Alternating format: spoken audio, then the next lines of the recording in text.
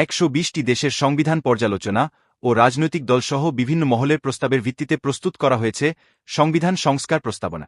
চলতি মাসের মাঝামাঝি সময়ে তা প্রধান উপদেষ্টার কাছে জমা দেবে সংবিধান সংস্কার কমিশন। জানা গেছে 25-21 বছরেই করা যাবে নির্বাচন, সংসদ হবে দীক্ষ বিশিষ্ট, দুবারের বেশি প্রধানমন্ত্রিত্ব নয়, এককেন্দ্রিক ক্ষমতা ঠেকাতে নানা প্রস্তাবনা দিতে যাচ্ছে সংবিধান সংস্কার কমিশন। সংবিধানের 70 অনুচ্ছেদসহ বিতর্কিত ধারা বাতিলও থাকছে তাদের প্রস্তাবে। তবে কাগজকলমের এসব সংস্কার বাস্তবে রূপ দিতে রাজনৈতিক ঐক্যের উপর জোর দিচ্ছেন সংবিধান বিশেষজ্ঞরা।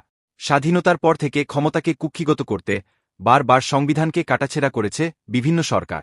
সংসদীয় ব্যবস্থা পাল্টে একদলীয় ব্যবস্থা কিংবা সামরিক শাসনকে বৈধতা দিতে ব্যবহার করা হয়েছে সংবিধান।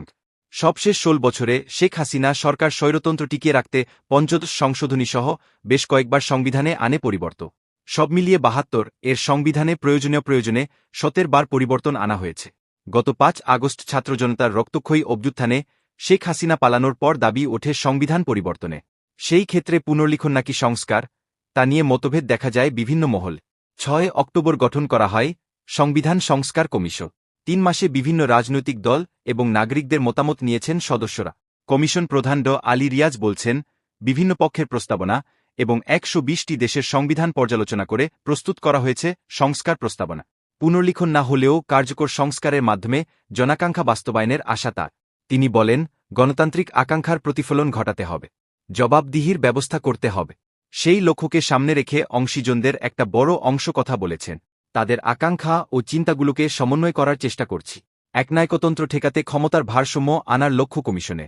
সেই আলোকেই দীক্ষ বিশিষ্ট সংসদ ব্যবস্থার প্রবর্তন, দুবারের বেশি প্রধানমন্ত্রী না হওয়া সহ রাষ্ট্রপতি ও প্রধানমন্ত্রীর ক্ষমতার ভারসাম্য আনার প্রস্তাবনা দেওয়ার কথা বলছেন আলী রিয়া। সংবিধান সংস্কার কমিশনের প্রধান বলেন, অনেক ধরনের মতের প্রতিনিধিত্বের ক্ষেত্রে দীক্ষ বিশিষ্ট পার্লামেন্টের একটা ভূমিকা থাক, তাই এটাকে একটা ইতিবাচক হিসেবে আমরা বিবেচনা করেছি। প্রধানমন্ত্রীর জায়গায় একটা জবাবদিহি তৈরি করতে হবে। তরুণদের দেশ গঠনের সুযোগ দিতে সংসদ নির্বাচনে অংশ নেওয়ার বয়স 4 বছর কমিয়ে করা হচ্ছে 21। এছাড়াও সংবিধানের বিভিন্ন বিতর্কিত ধারা পরিবর্তনে রাখা হচ্ছে সুনির্দিষ্ট প্রস্তাবনা। আলী রিয়াজ বলেন, সংসদ সদস্য হওয়ার ক্ষেত্রে বর্তমান বয়স 25 আছে, সেটি কমিয়ে 21 বিবেচনা করেছি। সংবিধান 1972 সাল থেকে যে 17টি সংশোধন হয়েছে, সেগুলো বিবেচনায় রেখেছি যে এগুলোর শেষ পর্যন্ত কী লক্ষ্য অর্জিত হয়েছে। এদিকে এসব সংস্কার প্রস্তাবনাকে ইতিবাচক হিসেবে দেখলেও তা কার্যকর হওয়া নিয়ে সংশয় প্রকাশ করছেন সংবিধান বিশেষজ্ঞ আহসানুল করিম। রাজনৈতিক ঐক্যের ওপর জোর তার। আহসানুল করিম বলেন, কি সংস্কার হবে সেটা প্রতিটি দল একমত হয়ে সিদ্ধান্ত নিতে হবে। জনগণের কথা চিন্তা করে প্রতিটি দলকে এমনভাবে একমত হতে হবে যাতে সংস্কারের বিষয়